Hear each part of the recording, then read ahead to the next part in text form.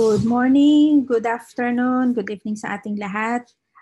Ngayon ituturo po natin kung paano natin ipasok yung payment natin sa renewal. Ano po? So, screen share natin. Dapat naka-ready na yung resibo ninyo, na screenshot nyo na. And then, ganito po yung sunod-sunod na gagawin natin. So, share screen lang. Okay, since nabuksan ko na yung portal ko, kailangan mag-login kayo sa portal.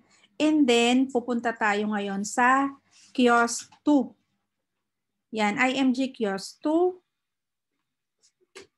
Dito natin makikita. So, you are not logged in. Kailangan lagi po tayong pangalawang beses nagla-login tayo para sa Kiosk 2 natin. So, yan. Makikita nyo po dito. So, nakalagay you are logged in. So, okay na tayo. Kailangan mag-login po tayo dito para mahanap natin kung ano yung hahanapin nating code. Yan. So, choose your transaction. Mamimili tayo. Dito sa pinakauna nakalagay, IMG membership, application for membership, accreditation renewal, membership upgrade. So, dito tayo sa accreditation renewal kasi nga, yun po yung babayaran natin. So, since ngayon, 2021, gagawin natin yung accreditation na babayaran natin is 2021.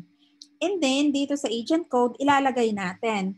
So, ano ba yung babayaran nating agent code? Ang babayaran kong agent code ay ito. So, ito-type natin 2954440PH. So, antay natin na ma-search niya. Okay, ito siya. Click lang natin yon yung pangalan. And then, susundan na natin. Kasi nakalagay na dyan 1,500. Kasi yun ang babayaran niya. Kasi nag-member siya ng July pa. So, 1,500. For more info, yung October, pag October siya nag-member, ang babayaran lang niya sa accreditation is 500. November is 300. And then, pag December siya nag-member, 200. Okay? So, next lang natin yan. I-click natin yung next. Titignan natin ito pag kumpleto, no? Ito ay ang email. Susulat natin yung email. Yan, hindi ko kabisado yung email. Okay?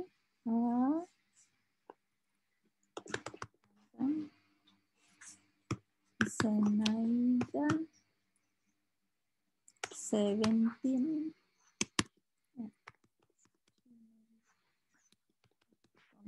Yan, ilalagay lang po natin yung email na yan.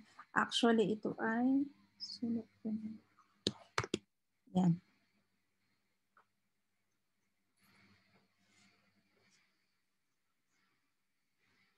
Remittance po yung ginawa ko. So, ang choices, ito, mamimili tayo. Kung halimbawa, ang ginamit nyo ay PayPal, ito ang i-click, no?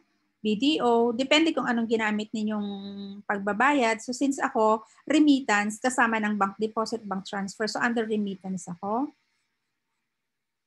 Click lang natin yon. And then, kukumpletuhin lang natin yung nandito. Ako pag nagbabayad, pag kasi computer ang gamit ko, lagi kong inuuna yung bank deposit dun kasi lagi kong nakakalimutan yan. So, nandito ako na nagbayad. Yung billing address, wala namang problema yan.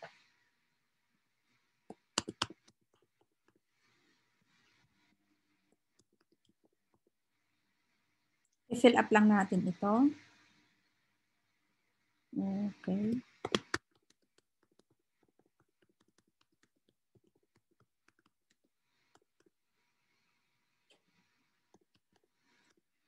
Yan. And then, yung phone number.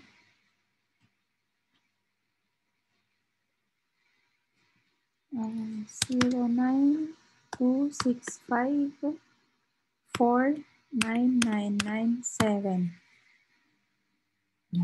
Tapos, next. Ini-next na agad natin yan. So, ang 1,500 ang babayaran. Naka-click na yung bank deposit doon. Remittance. Next step.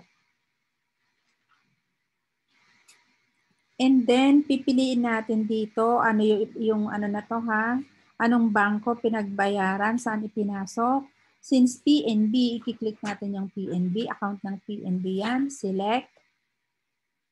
Dito, lagi po nating tatandaan na ako po, laging ininote ko itong reference number. Kasi, pag nagkaroon po ng problema at sasabihin hindi nila na-receive yung payment, ito yung at least meron tayong reference number yung transaction natin. Pero ito, once habang ginagawa ko po ito, automatic meron ng email na marireceive kung kanino itong na to, itong accreditation na binabayaran ko. Since ang binabayaran ko is kay Sinaida Abang, automatic sa email niya naka-receive na siya ng email, no? Na ito ay ginagawa ko. And then susunod lang natin yan. Kailan? Ito yung details nung resibo. Okay? So kailan binayaran? Ito ay binayaran nung December 20. So December 20. Yung date niya is 13. Yung time 40:00. Yan. And then select file. Select file kasi ko na to na ilagay ko na dito sa computer. So sinearch ko na lang dito. Okay? Accreditation. Yan, nandiyan na yung resibo, naka-attach na, submit na natin. Wait natin. Okay, so once na nakita na natin yung thumbs up, big sabihin okay na siya. Ngayon, lagi nating i-check, i-double check natin, may dalawang email na marireceive tayo na may na-receive silang payment, and then yung pangalawa, yung payment is under verification. So, yun lang po, ganun lang po kadali kung paano po magbayad ng ating accreditation renewal. Hopefully po masusundan ninyo kung paano gawin, and yan, salamat sa pakikinig.